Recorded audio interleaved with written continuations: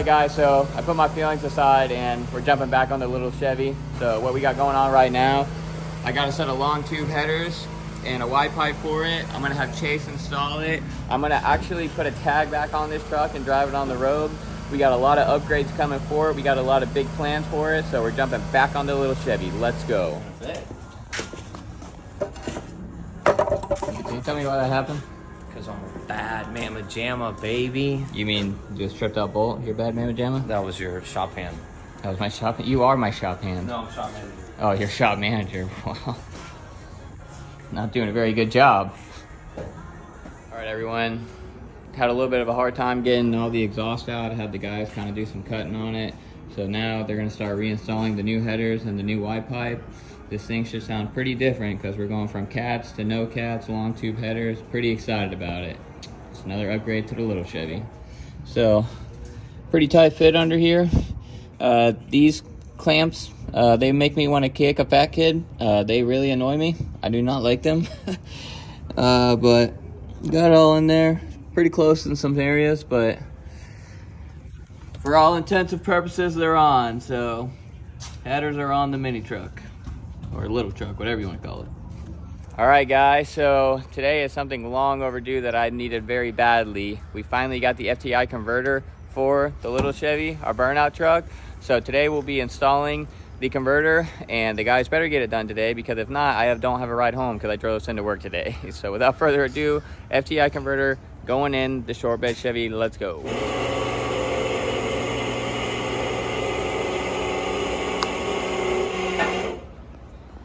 Permission to be on video? Pull the fucking transmission out, smart ass.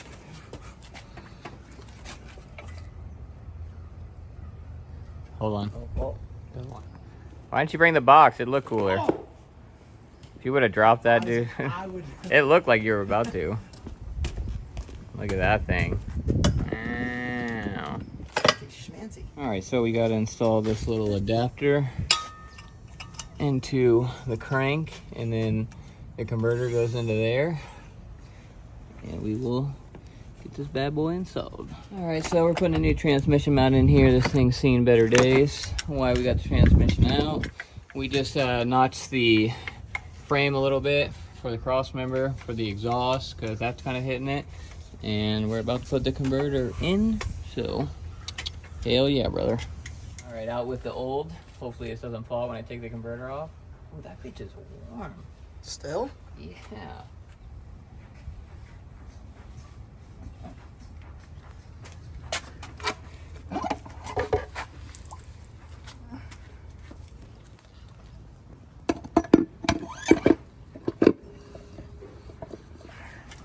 FTI converter, stock transmission. See how long that lasts. Who wins? Not us. Not us. Not the guys, because they'll be pulling it again when it blows. Hopefully we get a little bit out of it, though. You gonna do a burnout today? I'll give it a shot. Okay. I think it'll do a burnout. Do it with oven headers? No, Why? because then we have to put it back on the lift to put the exhaust on. It's all part of the plan. No, it's not. Look at those fancy pliers, boy.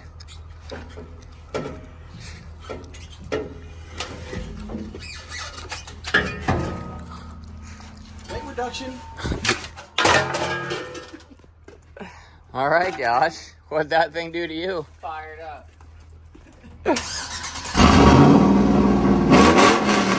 Oh my God! Shut it off. Shut it off. Shut it off.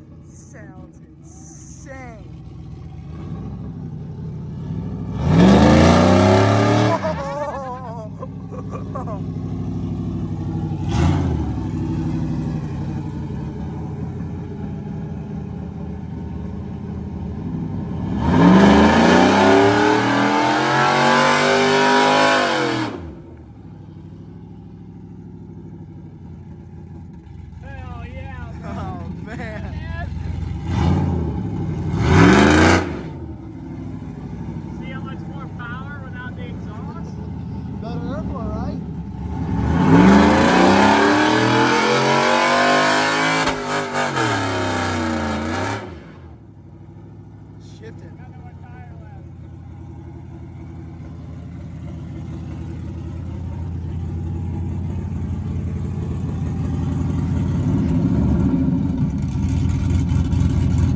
Well, that was awesome. That did sound good now. Yeah, Jesus. It does sound like your mud truck has something higher. That's how we do it, baby. Reach Truck Center. Let's go. Josh was saying that all day to cut the exhaust off. Finally, we listened. You got me on that one, buddy. Baby. All right, guys. So we're back working on the short bed Chevy, the Burnout truck today. This is really the final piece to the puzzle that we need in order to really lay some heaters down out there on the pad. So this thing is getting a locker and gears. We're putting a Detroit locker in it, and we're putting 456s in it. I understand that's very low, but for what we want to do, that's what we need. We want that grunt right off the line, and these 4.8s really don't make a lot of power until you're up there in the higher end. So without further ado, we're going to be putting a set of gears and locker in the little Chevy, baby. Let's go. All right, guys, we got the whole rear end torn down, or chased it anyway. Everything's all out. Probably still got to get those races out. Might not replace them. I don't know. We'll see how I'm feeling. But now we're going to go inside, show you all the new stuff, and then start getting all that prep to go into the truck, baby. Let's go. All right, guys, so here's all the new stuff. We got the Detroit locker. We got all new bearings. Came with an install kit, 456 gears. That's the old stuff. We're going to get the carrier bearings pressed onto the locker. Measure a couple shims and things of that nature, and get this baby in the truck, and we're going to be doing burnouts. Let's go. All right, so we're over at my neighbor's right now because he's got a really nice press and I got a piece of shit one. So we're going to press these carrier bearings on now.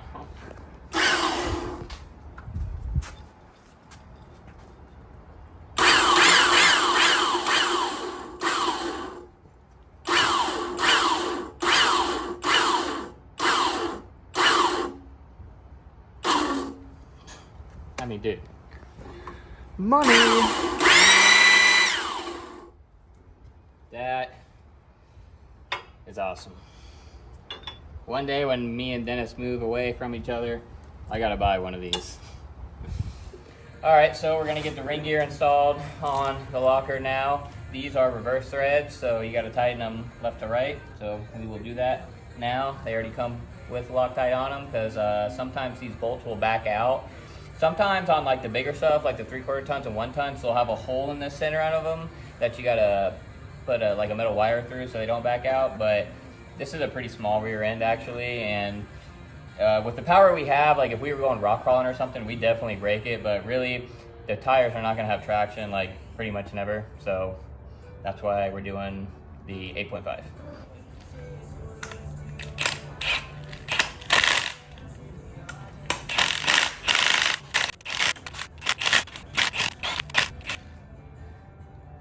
Now there is a torque spec for this, and I am going to torque it down. All right, so because these are reverse thread, you have to have a torque wrench that'll go in either direction. Like my snap-on torque wrench only goes in forward; it doesn't go in reverse. I guess they do that so you don't use it as a breaker bar. So something to keep in mind when you're doing this. See how strong I am. I don't know if I could hold this. This is torqued to 65 foot-pounds. Okay, that one was a loose. Am I going the right way? No. No. All right, scratch that.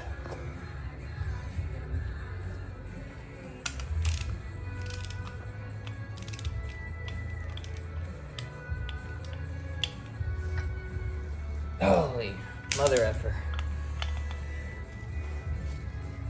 I don't know if I'll be able to do it. Wow. All right, I got an idea. Anybody ever use their press for a vise? Because it actually works pretty good.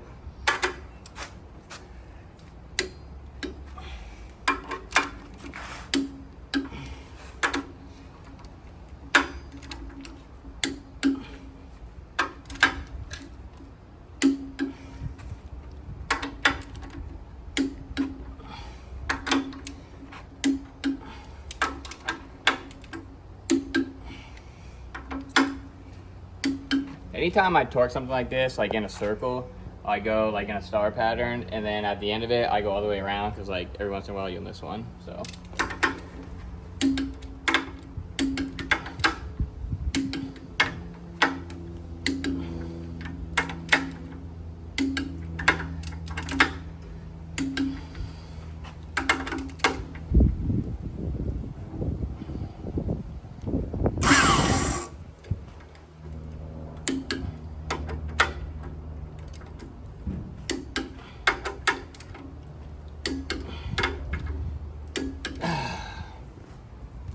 Carrier is ready to be installed. Look how much smaller the pinion is on the 456s than it are on, I think these are 323, is that what they are? But look how much smaller that is, that's crazy.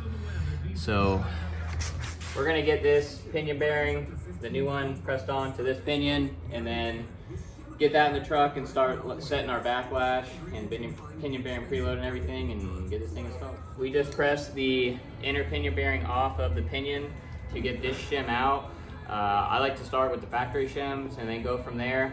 I don't offer ring and pinion installs in my shop because this is very tedious, and after a while, if you don't do it right, it'll whine. But this is my truck, and that truck's extremely loud, so if it does whine, I won't even hear it. So here we go. All right, so I got the pinion in with the yoke, just the inner and outer bearing, no seal. No crush washer. I got this just thrown in here with the factory shims, and right now we got about maybe 1 to 2 thousandths, which is a little tight. So I'm gonna take the shims out, measure them, and then adjust them. All right, so I took the shims out and I measured them, and there was about a 10 thousandths difference in the shims, and I just flipped them. So now I think the backlash is pretty good. See if I get this thing to focus.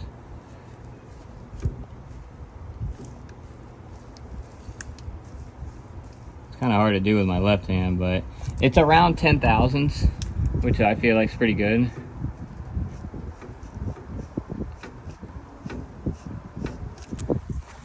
So now I'm going to check the wear pattern on the ring gear, and if that's good, then I'll disassemble everything. I'll put the crush washer in, set the pinion preload, and then put it all back together.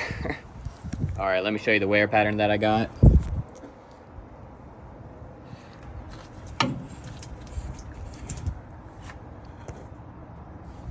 I'm pretty happy with it, and if it whines, the exhaust is so loud, I'll never even hear it. So I'm gonna go ahead and disassemble everything, get the crush washer in there, put all that in 100%, and then I'll probably have the guys put this together on Monday, because I gotta go to the truck pools very soon, but I need to get this friggin' pinion set. All right, so I got the crush washer installed, I got the seals installed, yoke, this is final assembly.